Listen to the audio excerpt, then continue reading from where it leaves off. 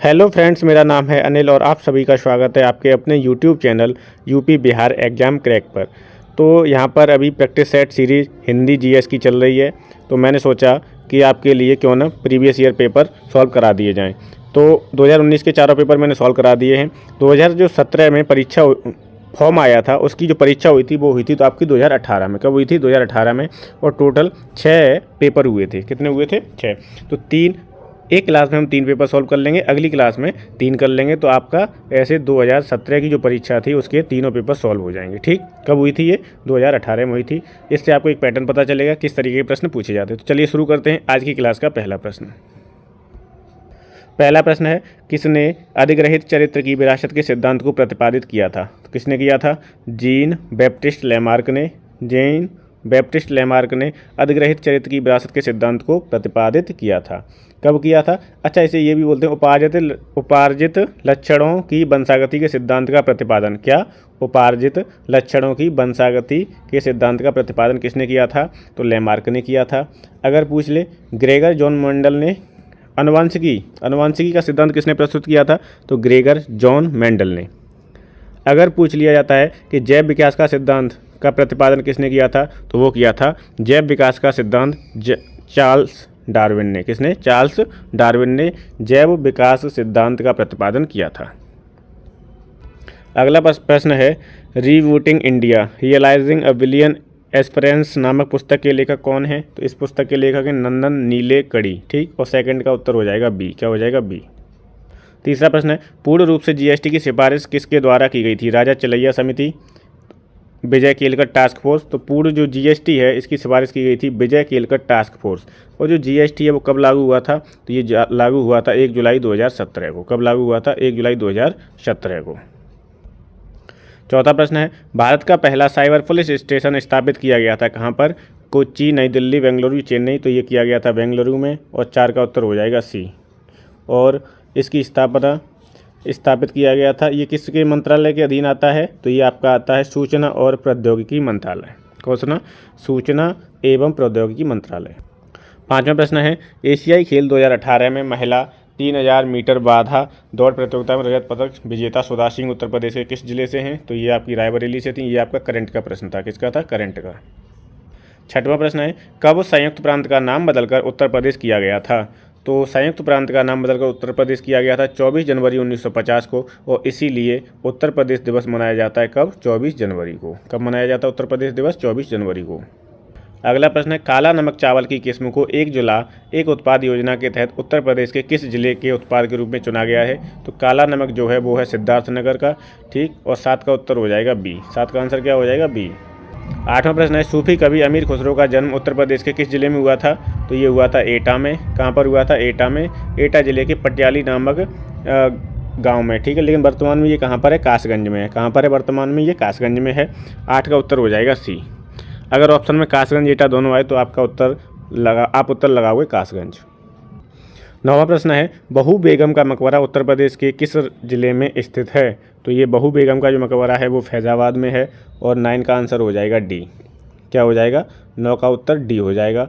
इसका निर्माण शुजाउद्दौला ने अपनी प्रिय बेगम अनुजुम जोहरा बानो उर्फ बहू बेगम की याद में करवाया था। 10वां प्रश्न है, निम्नलिखित में से किस प्रसिद्ध भारतीय शास्त्रीय गायिका को उसके शिष्यों द्वारा प्यार से अप्पा जी बुलाया जाता था? अप्पा जी किसे बुलाते थे? गिरिजा देवी को। 10 का आंसर हो जाएगा ए। 11वां प्रश्न है, उत्तर प्रदेश के वर्तमान मुख्यमंत्री योगी आदित्यनाथ किस संप्रदाय से संबंधित हैं? तो ये आपके नाथ संप्रदाय से हैं। और 11 का उत्तर हो जाएगा बी।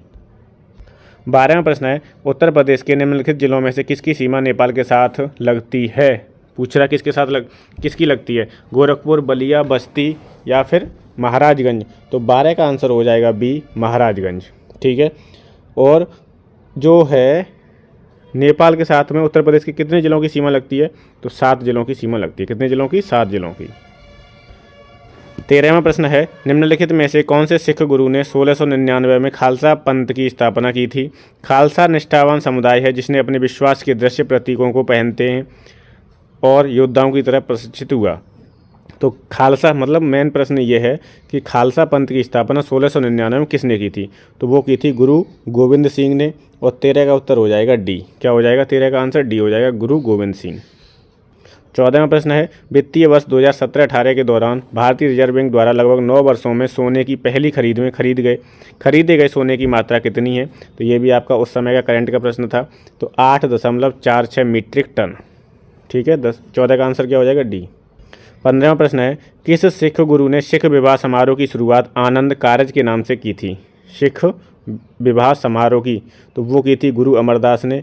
और 15 का उत्तर हो जाएगा बी। क्या हो जाएगा 15 का आंसर बी हो जाएगा। 16वां प्रश्न है सांख्यिकी और कार्यक्रम कार्यान्वयन मंत्रालय द्वारा 2016-17 के लिए दिए गए बागवानी आंकड़ों के अनुसार सबसे बड़ा फल उत्पादक भारतीय राज्य कौन सा है। तो वो है आंध्र प्रदेश। और 16 का आंसर हो जाएगा ए। लेकिन ये भी आपका करंट का ही प्रश्न है, 2016-17 के आंकड़ों के हिसाब से पूछा है। 17वां प्रश्न है वित्तीय वर्ष 2017-18 के दौरान भारत के व्यापारिक घाटे के लगभग राशि क्या थी। तो व्यापारिक घाटा आप देख लोगे 23-24 का। ठीक है, और ये तो 2017-18 का है, तब था 156.80 बिलियन। और 17 का आंसर हो जाएगा डी। 18वां प्रश्न है इनमें बताना है, 4 विकल्प दिए हुए हैं, इनमें से कौन सा कथन सही है। तो इसमें कथन आपका सही हो जाएगा बी। 1975 में आपातकाल के समय इंदिरा गांधी भारत की प्रधानमंत्री थी। अगर पूछा जाए कि जब आपातकाल लगा था तो राष्ट्रपति कौन थे, तो राष्ट्रपति थे फखरुद्दीन अली अहमद। कौन थे? फखरुद्दीन अली अहमद। 19वां प्रश्न है कि इनमें से कौन सा सही मिलान है। तो 19 संघ बनाने का अधिकार, 19 किसी पेशे का अभ्यास करने का अधिकार, 19 भाषण और अभिव्यक्ति की स्वतंत्रता का अधिकार, या 19 शांतिपूर्वक और हथियारों के बिना इकट्ठा होने का अधिकार। तो इसमें एक ही विकल्प सही है, वो है सी। 19 में है आपकी भाषण और अभिव्यक्ति की स्वतंत्रता। ठीक, 19 में है सभा और सम्मेलन की स्वतंत्रता, 19 में है संगठन और एवं संघ बनाने की स्वतंत्रता, और 19 में है निवास की स्वतंत्रता, और 19 में है उपजीविका आदि की स्वतंत्रता। निम्न में से अगला प्रश्न है निम्न में से कौन सा गलत है। राज्यपाल राष्ट्रपति द्वारा नियुक्त किया जाता है, बिल्कुल सही है। राष्ट्रपति के प्रसाद पर्यंत राज्यपाल का कार्यकाल रहता है, बिल्कुल सही है। राज्यपाल राष्ट्रपति को अपना त्यागपत्र सौंपता है, बिल्कुल सही है। 30 वर्ष की आयु का व्यक्ति राज्यपाल बन सकता है, नहीं, ये गलत है। 35 वर्ष की आयु होनी चाहिए राज्यपाल और राष्ट्रपति बनने के लिए। मिनिमम कितनी उम्र होनी चाहिए? 35 वर्ष। 21वां प्रश्न है भारत के केंद्रीय रेल मंत्री को किसकी सलाह पर किसके द्वारा नियुक्त किया जाता है। तो केंद्रीय रेल मंत्री को किसकी सलाह पर और किसके द्वारा नियुक्त किया जाता है। तो आपका क्या हो जाएगा? ए हो जाएगा, प्रधानमंत्री की सलाह पर राष्ट्रपति द्वारा नियुक्त किया जाता है। और 21 का आंसर हो जाएगा ए। क्या हो जाएगा? ए। 22वां प्रश्न है इनमें से कौन सा सही है। तो इसमें जो जाकिर हुसैन है वो भारत के पहले मुस्लिम राष्ट्रपति थे, तो यही वाला विकल्प सही हो जाएगा ए। बाकी सब तीनों विकल्प क्या हैं? गलत हैं। ठीक है, तो 22 का उत्तर हो जाएगा ए। जाकिर हुसैन भारत के पहले मुस्लिम राष्ट्रपति थे। कौन से? मुस्लिम। 23वां प्रश्न है निम्नलिखित में से कौन सी जॉर्डन की राजधानी है। तो जॉर्डन की राजधानी क्या है? अम्मान है। जॉर्डन की राजधानी क्या है? अम्मान। और यहाँ की मुद्रा जो है वो है जॉर्डन दिनार। क्या है? जॉर्डन दिनार। तो एक प्रश्न आपका कंट्री और उससे कैपिटल और करेंसी से आता है। किससे? कैपिटल और करेंसी से। अगला है निम्नलिखित में से कौन सी मंगोलिया की मुद्रा है। तो मंगोलिया की कैपिटल उलान बटोर है और इसकी मुद्रा है तुगरिक। क्या है? तुगरिक है। 24 का उत्तर भी हो जाएगा बी। ठीक है, मंगोलिया की कैपिटल क्या है? उलान बटोर। 25वां प्रश्न है एशिया में तीसरा सबसे अधिक आबादी वाला देश कौन सा है। सबसे अधिक आबादी वाला देश कौन सा है? इराक, बांग्लादेश, जॉर्डन या इंडोनेशिया। तो वो है आपका इंडोनेशिया। 25 का उत्तर क्या हो जाएगा? डी हो जाएगा। पहले स्थान पर चीन है, उसके बाद भारत है, और तीसरे स्थान पर कौन है? इंडोनेशिया। अगला प्रश्न है निम्नलिखित दक्षिणी अमेरिकी राष्ट्रों में से किसमें दक्षिण अमेरिकी क्षेत्र का सबसे बड़ा वन क्षेत्र है। सबसे अधिक दक्षिणी अमेरिकी देशों में सबसे अधिक वन क्षेत्र किस देश के पास है? Guyana, Brazil, Colombia, Ecuador. तो दक्षिण अमेरिका का जो सबसे बड़ा देश है वो भी ब्राज़ील है क्षेत्रफल में। ठीक, और सबसे बड़ा वन भी इसी के पास है। तो 26 का आंसर हो जाएगा बी। क्या हो जाएगा? बी। 27वां प्रश्न है निम्नलिखित में से प्रायद्वीपीय भारत की सबसे बड़ी नदी कौन सी है। तो वो है प्रायद्वीपीय भारत की सबसे बड़ी नदी गोदावरी है। ठीक है, पूरे भारत की सबसे लंबी नदी है गंगा, और जिसकी लंबाई है 25-25 मीटर। ठीक है, 25-25 मीटर है। गोदावरी की अगर लंबाई पूछता है तो गोदावरी की लंबाई है 1465 किलोमीटर। कितनी है? 1465 किलोमीटर है। और ये कहाँ से निकलती है गोदावरी? तो ये निकलती है महाराष्ट्र के नासिक से। नासिक जिले में त्र्यंबकेश्वर नामक पहाड़ी से निकलती है। गोदावरी नदी कहाँ से निकलती है? त्र्यंबकेश्वर पहाड़ी से निकलती है, जो कि नासिक में है। ठीक, महानदी जो है वो आपकी सिहावा पर्वत श्रेणी छत्तीसगढ़ से निकलती है। कहाँ से? सिहावा पर्वत श्रेणी छत्तीसगढ़ से। और कृष्णा नदी है जो कृष्णा नदी वो महाबलेश्वर की चोटी से निकलती है। कहाँ से? महाबलेश्वर की चोटी से। और कावेरी नदी जो है इसका उद्गम होता है पश्चिमी घाट के कर्नाटक कुर्ग जिले में स्थित है ब्रह्मगिरी की चोटी या ब्रह्मगिरी की पहाड़ी से निकलती है। कौन? कावेरी नदी। 28वां प्रश्न है, संयुक्त राष्ट्र द्वारा मानवाधिकारों की सार्वभौमिक घोषणा को चिन्हित करने के लिए हर वर्ष किस तिथि को अंतर्राष्ट्रीय मानवाधिकार दिवस मनाया जाता है? अंतर्राष्ट्रीय मानवाधिकार दिवस मनाया जाता है 10 दिसंबर को। अगर पूछ ले संयुक्त राष्ट्र संघ दिवस कब मनाया जाता है तो 24 अक्टूबर को। संयुक्त राष्ट्र संघ दिवस कब मनाया जाता है? 24 अक्टूबर को। अंतर्राष्ट्रीय मानवाधिकार दिवस मनाया जाता है 10 दिसंबर को।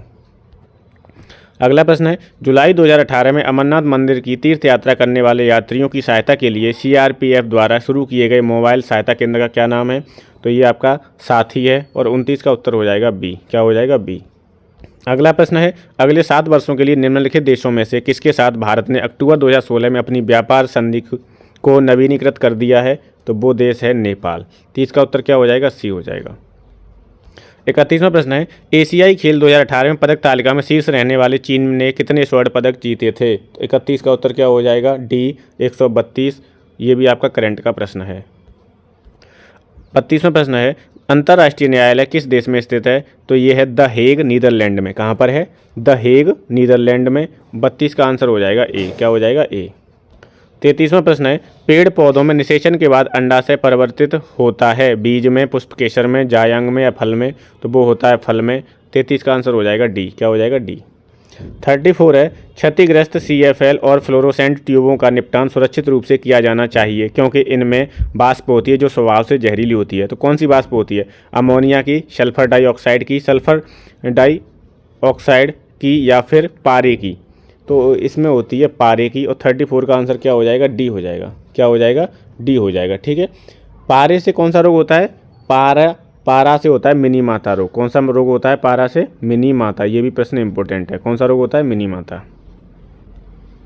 अगला प्रश्न है, पौधों में पानी और पोषक तत्वों के परिवहन के लिए संवहनी ऊतक कौन सा है? किसे कहा जाता है? तो किसके लिए पूछ रहा है? पौधे में पानी के लिए। पानी के लिए तो पानी को हम जल भी बोलते हैं। क्या बोलते हैं? जल। तो जा से जल, जा से हो जाएगा जाइलम। और 35 का आंसर हो जाएगा सी। ठीक है। 35 का उत्तर क्या हो जाएगा? सी। अगर पूछता है भोजन के लिए तो उत्तर हो जाता है आपका फ्लोएम। ठीक है। पोषक तत्वों में, पौधों में पोषक तत्वों का परिवहन फ्लोएम द्वारा किया जाता है, लेकिन जाइलम जल के संवहन में प्रमुख भूमिका अदा करता है। 36वां प्रश्न है, निम्नलिखित विकल्पों में से पुनरुत्पादक बीज उत्पादक पौधे का नाम चुनें। तो कौन सा है पुनरुत्पादक बीज उत्पादक पौधा? वो होता है ब्रेड मोल्ड। कौन सा होता है? Bread mould. 36 का आंसर हो जाएगा बी। 37वां प्रश्न है, किसी भी प्राकृतिक कच्चे माल, पौधे या जानवर से कच्चे माल के बिना बनाया गया एक मानव निर्मित फाइबर यह कोयले, पानी और हवा से तैयार किया गया था। यह पहला पूर्ण सिंथेटिक फाइबर था। कौन सा था? जैव प्लास्टिक, नायलॉन, रेयान या पॉलिस्टीरीन? तो 37 का आंसर हो जाएगा बी, नायलॉन। ठीक है। पहला पूर्ण सिंथेटिक फाइबर था कौन? नायलॉन। और 37 का उत्तर हो जाएगा बी। अगला प्रश्न है, विश्व हिंदी दिवस को कब मनाया जाता है? 10 जनवरी, 15 जनवरी, 17 जनवरी या 17 जनवरी? 2 बार दे दिया है। तो इसका उत्तर हो जाएगा 10 जनवरी। ठीक है। विश्व हिंदी दिवस कब मनाया जाता है? 10 जनवरी को। और अगर पूछ ले कि राष्ट्रीय हिंदी दिवस तो वो 14 सितंबर को। कब? 14 सितंबर को। ये आपके 38 प्रश्न कंप्लीट हो गए। एक पेपर का GS पोर्शन कंप्लीट है।